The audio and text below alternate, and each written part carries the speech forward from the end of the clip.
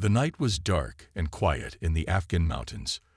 Lieutenant Amy Rodriguez crouched behind a rock wall, her medical pack heavy on her back. She was 28 years old and had spent 3 years as a combat medic with the 82nd Airborne. Her job was to keep soldiers alive when bullets flew and bombs exploded.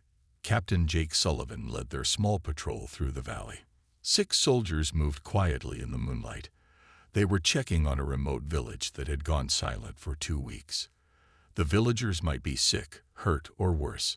Amy carried her rifle in one hand and her medical kit in the other. Both were equally important in this dangerous place. The squad stopped. Something was wrong. The air felt different. No insects buzzed.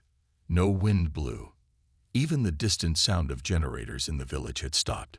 Sullivan raised his hand, telling everyone to freeze. Amy saw him looking up at the sky. Then the lights came.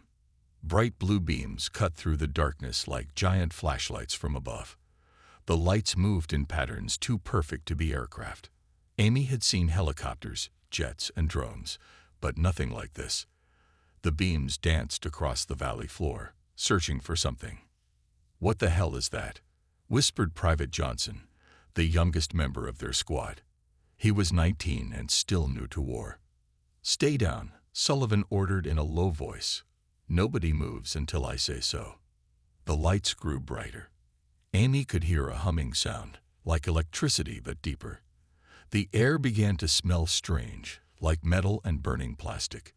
She checked her rifle and made sure her medical pack was secure. Whatever was happening, people might get hurt. The beams found them. Amy felt a strange tingling sensation wash over her body. The blue light seemed to pass right through her clothes and skin. She heard electronic beeping sounds from above. The lights moved back and forth across each soldier, like a scanner reading a barcode. "Run," Sullivan yelled. "Spread out." The squad scattered, but it was too late. Something huge lowered from the sky. Amy could see its shape now, a dark craft the size of a school bus, silent except for that humming sound. Panels slid open on its bottom, and figures dropped down on ropes of light. They were not human. The creatures stood 7 feet tall with blue-gray skin that looked smooth like rubber. Their heads were large with big black eyes that reflected the light. They wore tight silver suits and carried weapons that looked like nothing Amy had ever seen. One of them pointed a device at her. The device beeped faster and faster.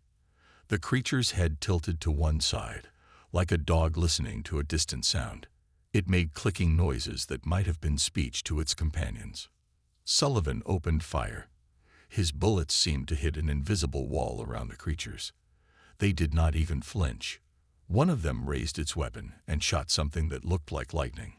Sullivan screamed and fell down, twitching on the ground. Amy started to run toward him. Her training kicked in. She had to help her captain. But something grabbed her from behind. A blue hand like ice touched her neck, and electric pain shot through her body. The world spun around her. The last thing she saw was the alien creatures surrounding her fallen squad. They were scanning each soldier with their devices. The beeping sounds came from all directions. One creature stood over Johnson, who was trying to crawl away. Another looked at Sullivan, who was not moving anymore. The creature holding Amy made more clicking sounds. It seemed excited about something. Amy felt her strength leaving her body. Her vision grew dark around the edges. She thought about her medical pack. Maybe they wanted medicine, or maybe they were hurt and needed help. These thoughts made no sense, but her mind grabbed onto them as consciousness slipped away. The world went black, and Amy felt herself being lifted into the air. Amy woke up on a cold, white floor. Her head hurt badly, like the worst hangover she had ever felt. The smell was wrong. Everything smelled like metal and chemicals. She tried to remember where she was, but the memories felt foggy. Then it all came rushing back.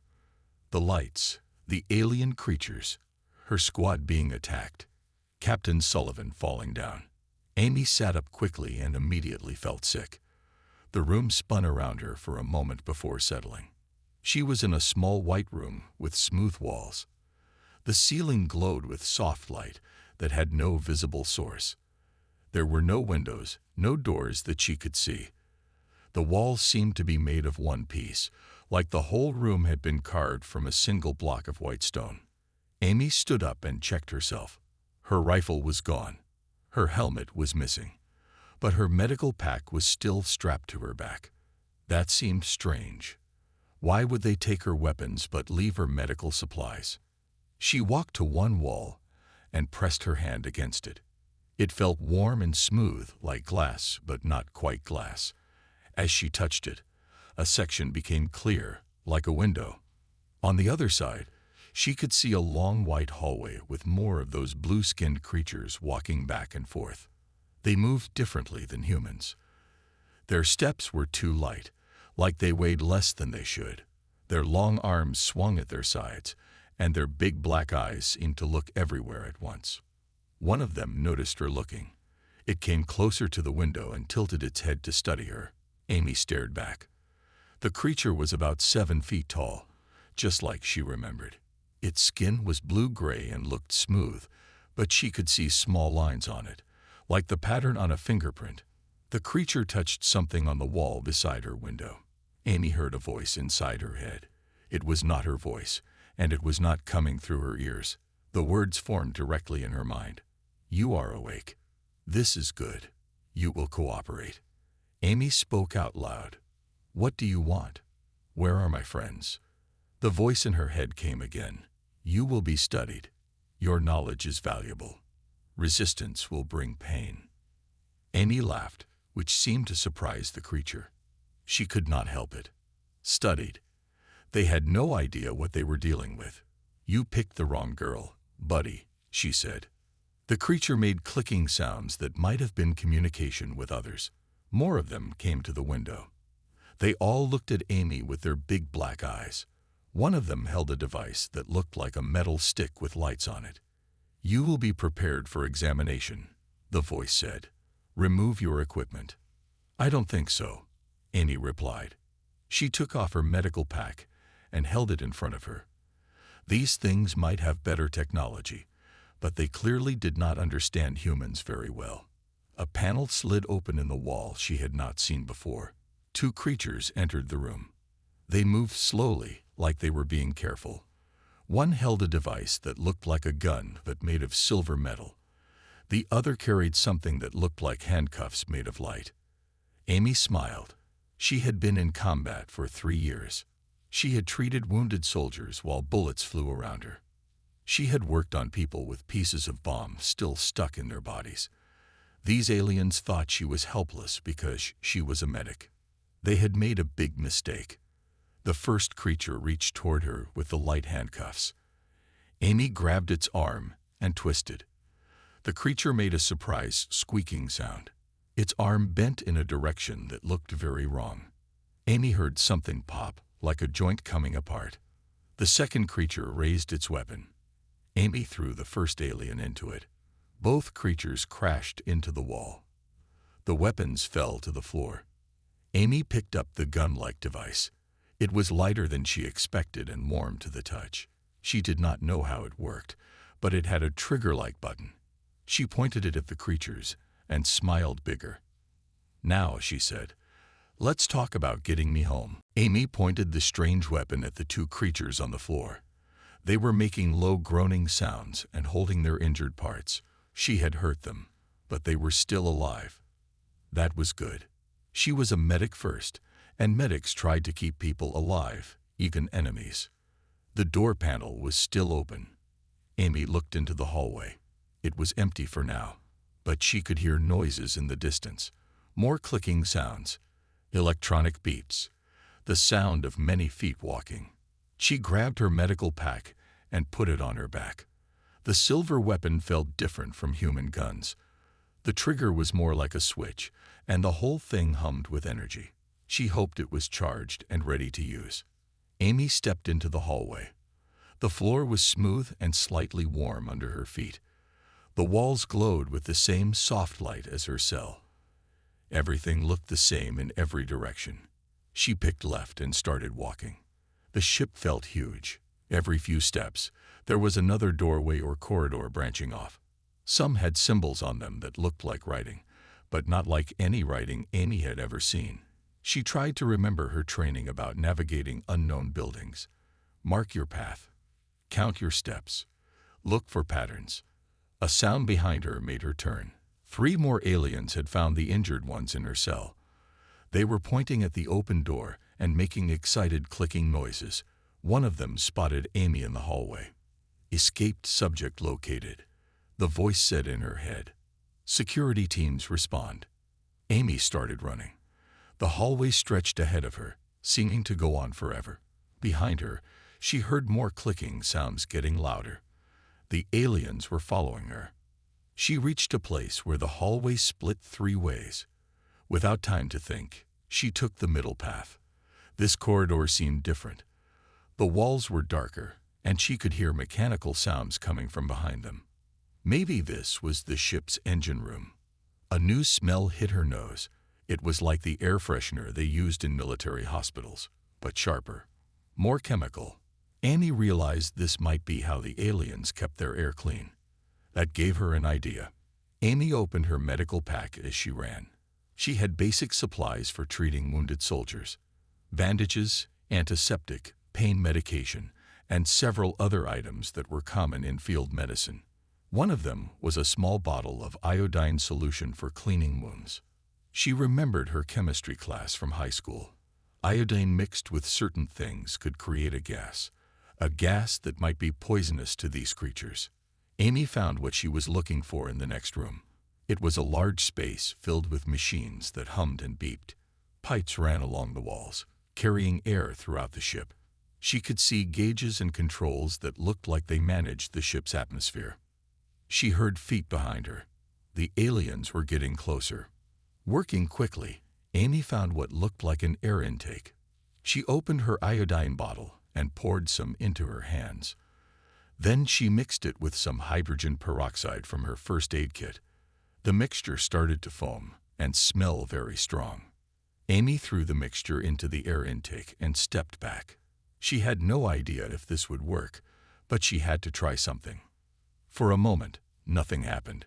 Then she heard the fans change their sound. The chemical smell got stronger. And somewhere in the distance, she heard alien voices making distressed clicking noises. Amy smiled. Maybe human chemistry would work on alien biology after all. But her victory was short-lived. New sounds filled the air. Alarms. The lights in the room changed from white to red. She heard mechanical sounds, like doors sealing shut. The ship's computer voice spoke in her head. Emergency protocol activated. Contaminated sections sealed. Security lockdown initiated. Amy realized what had happened. The ship's safety systems had kicked in. Her plan had worked too well. Now she was trapped in a sealed section of the ship, and the aliens would find another way to her. She grabbed her medical pack and ran to another door. She needed to find a way deeper into the ship before they figured out how to stop her chemical weapon. As Amy ran down a new corridor, she saw something that made her stop.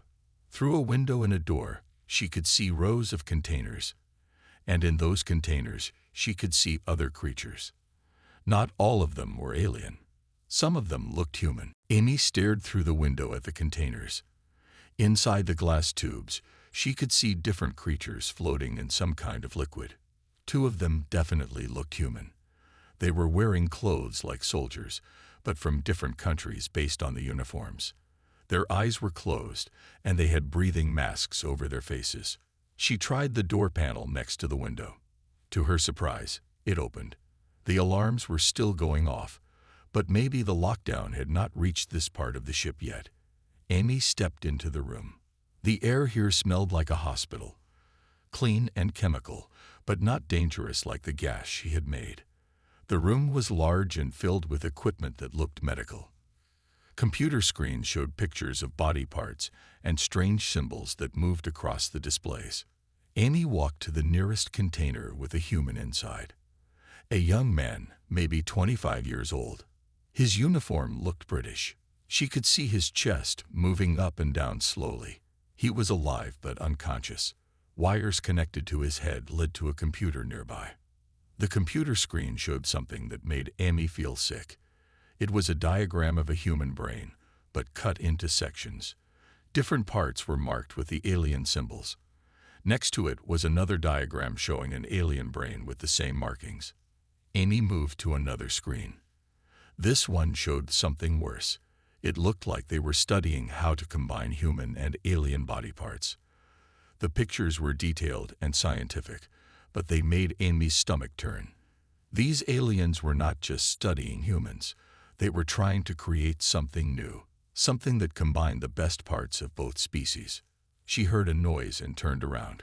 One of the containers was opening. The liquid inside drained away, and the tube lifted up. The human inside began to wake up. It was a woman with dark hair, wearing a torn lab coat over regular clothes. The woman opened her eyes and looked around. She saw Amy and blinked several times, like she could not believe what she was seeing. "Are you real?"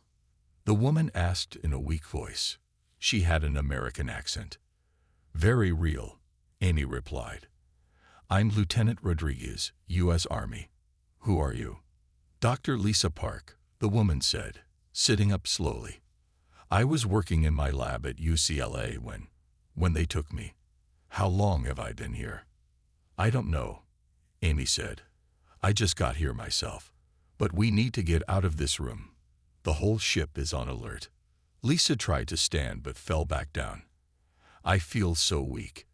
They've been studying us, taking pieces of our minds, our memories, learning how we think." Amy helped Lisa stand up. As a medic, she could see that the woman was suffering from some kind of drug effects. Her pupils were too big, and her hands were shaking. "What are they trying to do?" Amy asked. "Create soldiers," Lisa said, leaning on Amy for support. "Super soldiers. They want to combine human intelligence and creativity with their technology. They think we're primitive, but they're fascinated by how we solve problems, how we adapt, how we fight." Amy thought about that. She looked at the computers again and began to understand. These aliens were much smarter than humans in some ways. Their technology was far beyond anything Earth had. But they thought in straight lines. They followed rules and patterns. They could not adapt quickly when things went wrong. Humans were different. Humans could take random things and make them into weapons, like she had done with the iodine and hydrogen peroxide. The aliens wanted that ability for themselves. But studying humans was not enough. They were trying to steal human creativity, to take it and put it into their own bodies, to make hybrid soldiers with human minds and alien strength. Amy heard running footsteps in the hallway. The security teams were getting closer. She looked around the medical room and got another idea. These computers were connected to the ship's systems, and they were full of information about alien biology. If the aliens wanted to study her, maybe it was time for her to study them. Amy helped Lisa to a chair and went to the main computer. The screen was full of alien symbols, but some parts showed pictures she could understand. Pictures of alien organs, their blood systems, their nervous systems, and most importantly, their weaknesses. Amy stared at the alien diagrams on the computer screen. Their nervous system looked similar to humans in some ways, but with important differences. The aliens had a cluster of nerves near their necks that seemed to control everything, like a main power switch for their entire body. "Can you read these symbols?" Amy asked Lisa. Lisa shook her head. "I tried to learn some while they had me connected to their machines, but it's too different from any human language." She paused, looking at the screen. "But the medical diagrams make sense if you know anatomy." Amy pointed to a specific part of the alien brain diagram. "Look at this. All their neural pathways go through this one area. In humans, we have backup systems. If one part gets damaged, other parts can take over. But these aliens, all their eggs in one basket," Lisa finished. "If you could disrupt that central cluster, you could shut down their whole nervous system." The sound of feet in the hallway was getting closer. Amy looked around the medical room again. All this equipment had to be useful somehow. She was a combat medic, not a doctor, but she knew enough about electricity and the human body. "Help me with this machine," Amy said, pointing to a large device that had cables running to several of the containers.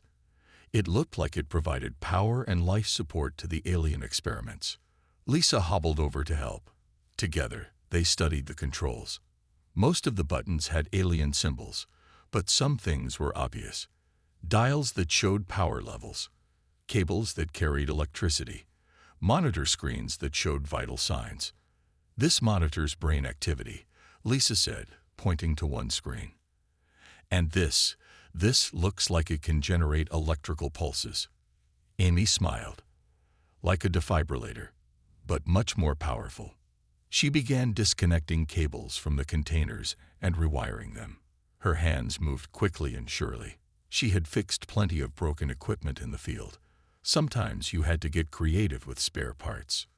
The door to the medical room slid open. 3 aliens rushed in, carrying their weapons.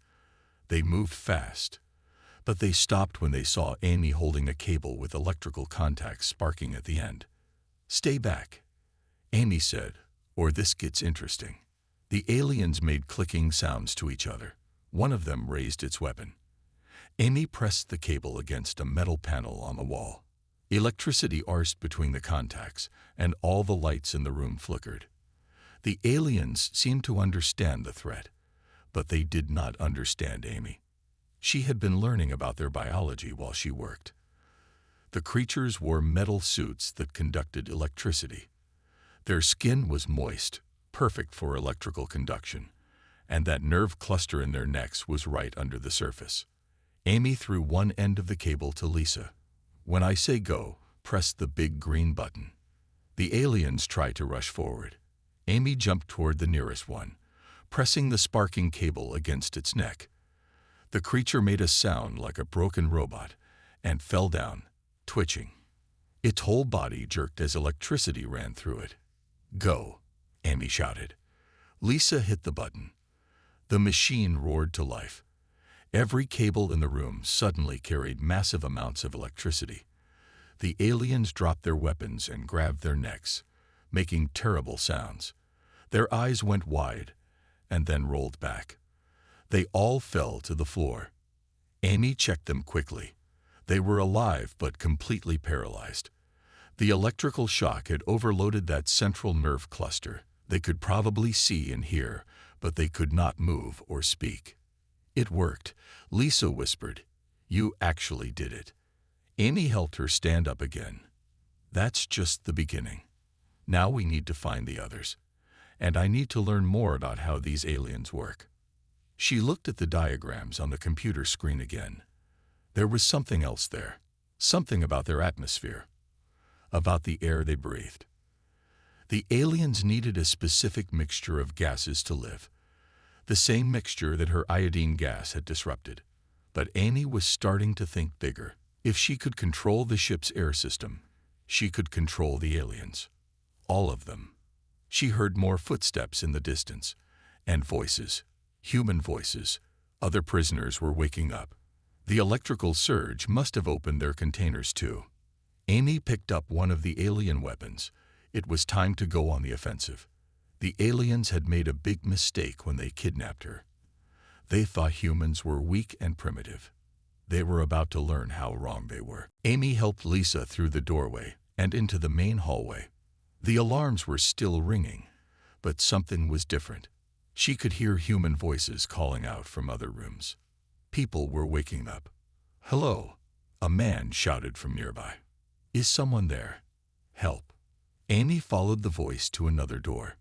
Inside, she found a muscular man in torn military fatigues trying to break out of a container. The tube was already draining, and he was conscious but weak. "Who are you?" the man asked when he saw Amy. "Lieutenant Rodriguez, U.S. Army. Combat medic." Amy helped him climb out. "And you?" "Colonel Ben Hayes, Special Forces," he replied. His voice was hoarse, and his hands shook. "How long have I been here?" "Unknown," Amy said.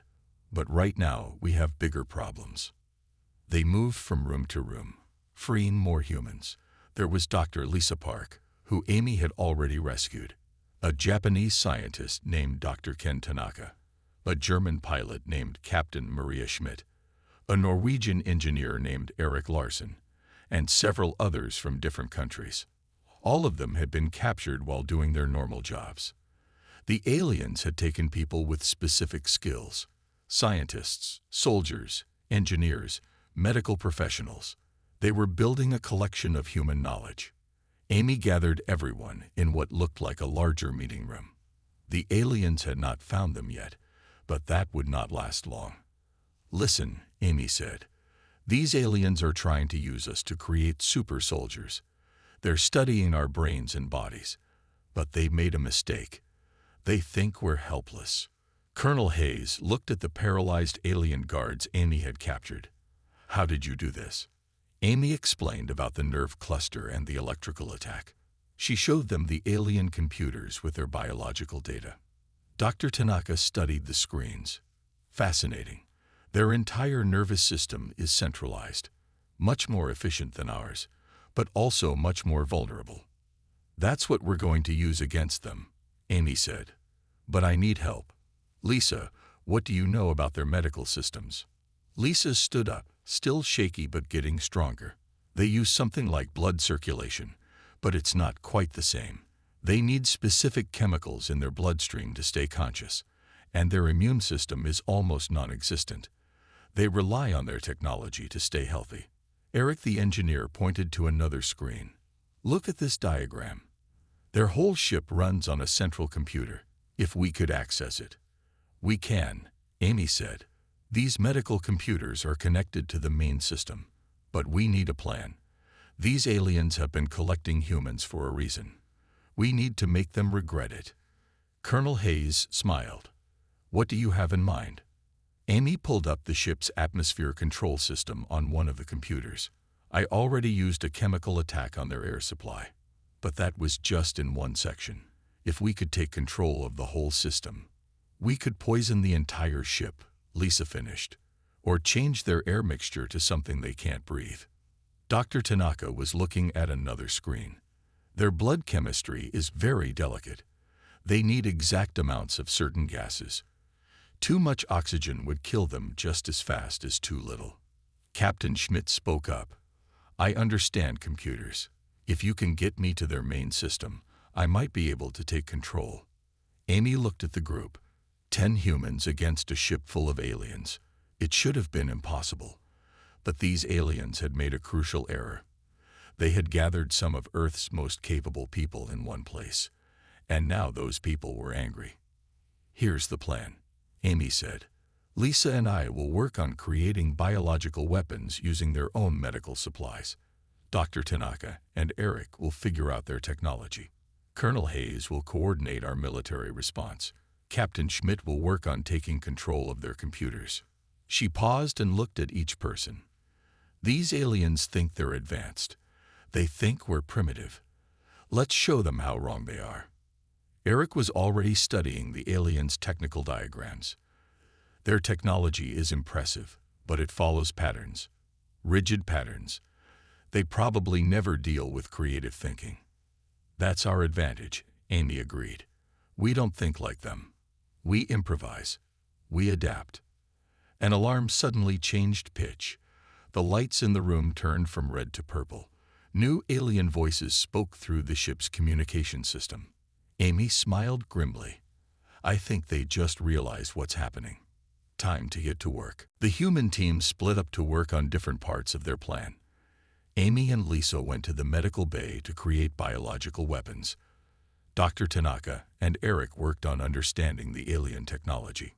Colonel Hayes and Captain Schmidt moved toward the ship's computer center. Amy found what she was looking for in the alien medical supplies. They had chemicals that looked similar to human medicines, but stronger. Much stronger.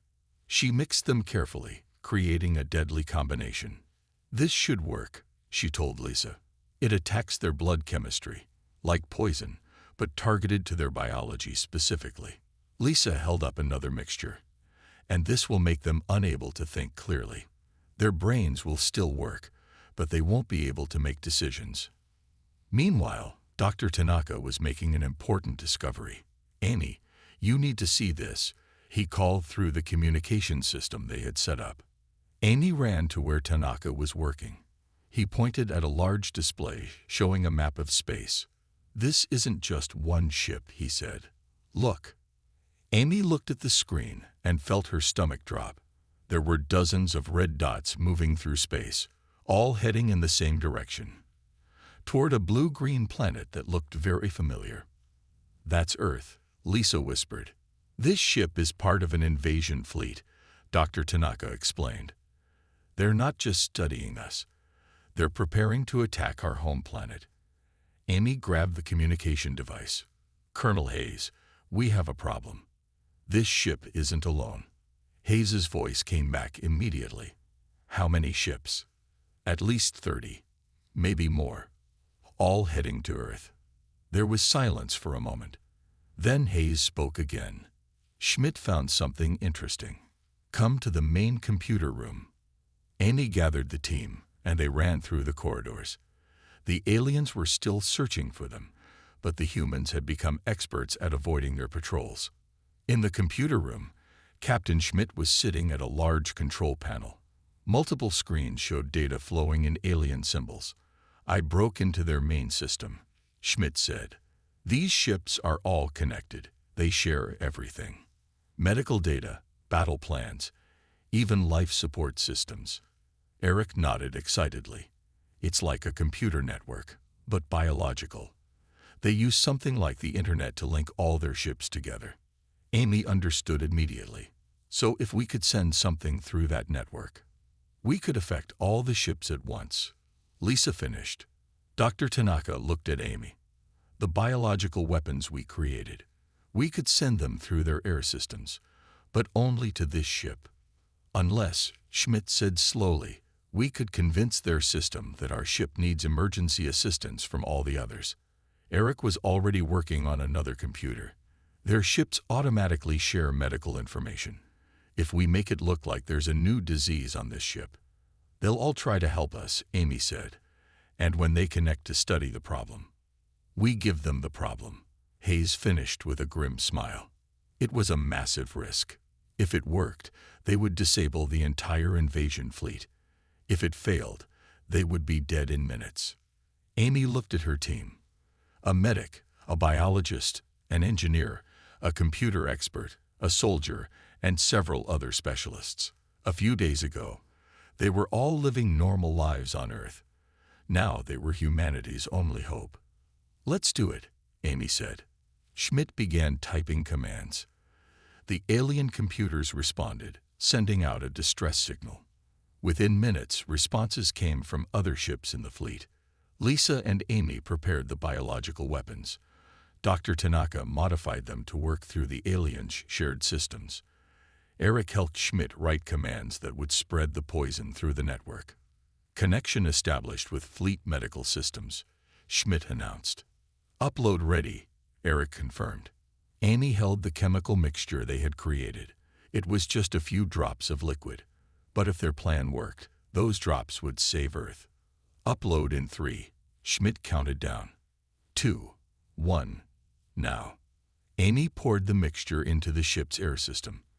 At the same moment, Schmidt sent their program into the alien network. For a moment, nothing happened. Then alarms started going off. Not just on their ship, but they could hear them from other ships through the communication system. The alien voices in their heads became confused and panicked. "Medical emergency. All ships. Unknown pathogen detected. Requesting immediate assistance." Amy smiled. "It's working." The alien fleet's communication system filled with panic. Through the network, Amy could hear dozens of voices talking at once. The biological weapon was spreading faster than they had hoped. "Fleet commander to all ships," a loud alien voice said. "Medical protocols failing. Crew members losing consciousness. Request immediate." Immediate. The voice stopped. Then silence. On the screens around them, the red dots representing the alien ships began to change direction. Instead of flying straight toward Earth, they were drifting randomly. Some crashed into each other. Others just stopped moving entirely. "My God," Captain Schmidt whispered. "We actually did it." Dr. Tanaka checked the medical readouts from other ships. The biological weapon affected their entire nervous system. They're alive, but they can't control their ships anymore. Colonel Hayes stood up. "We need to get home. Can we fly one of these ships?" Eric was already studying the navigation systems. Their autopilot is simple. Really simple. They programmed it to follow basic commands. I think I can make it take us to Earth. Amy felt exhausted suddenly. The adrenaline from fighting for their lives was leaving her body. But there was still work to do. "We need to help any other humans on these ships," she said. "And we need to gather information about the aliens. Earth will want to know everything about them." Over the next few hours, the team worked together to take control of the ship. More humans were found in other sections: scientists, engineers, soldiers from many countries. All told, there were almost 50 people who had been captured by the aliens. The ship's autopilot worked just as Eric had predicted. Within 2 days, they were approaching Earth. Amy stood on the bridge, looking at her home planet through the alien ship's windows. It looked so beautiful and blue, so peaceful. "Lieutenant Rodriguez," Colonel Hayes said, joining her at the window. "You realize what you did, right? You saved our entire planet." Amy shook her head. "We all did it. Everyone contributed something important." "But you started it," Lisa said. She was feeling much better now. "You're the one who first fought back. The one who figured out their weaknesses. Earth's defense forces met them long before they reached the planet." Fighter jets surrounded the alien ship, ready to attack. Amy used the ship's communication system to identify themselves. "This is Lieutenant Amy Rodriguez, U.S. Army. We are human prisoners who have captured this alien vessel. Please do not fire." The response was immediate. "Rodriguez, you were reported as captured 3 weeks ago. How is this possible?" Amy smiled. "It's a long story. The landing was smooth. Earth's scientists and military leaders were waiting for them. Amy and her team were taken to a secure facility for debriefing. They spent days explaining everything they had learned about the aliens, their biology, their technology, their plans. The information they provided helped Earth prepare defenses against any future alien attacks. The biological weapons they had created were studied and improved. The alien technology was reverse engineered. Amy was promoted to Major and given the Medal of Honor. But more importantly, she was assigned to lead Earth's new alien defense corps. Using everything she had learned, she helped train soldiers who could fight against any future invaders. Captain Sullivan visited her at the award ceremony. He had recovered from his injuries and was proud of what his medic had accomplished. "You always were the best of us," he told her. Amy looked at the medal in her hands. Then she looked at her team. Lisa had become the head of Earth's alien biology research. Dr. Tanaka was working on new medical technology based on alien science. Eric was helping design better spacecraft. Colonel Hayes was training special forces units in alien combat. They had all started as prisoners. People the aliens thought were weak and primitive, but they had turned the tables completely. They had saved their entire species and proven that humans were far more dangerous than any alien invaders realized. "We're ready for them now," Amy said quietly. "If they ever come back, we'll be ready."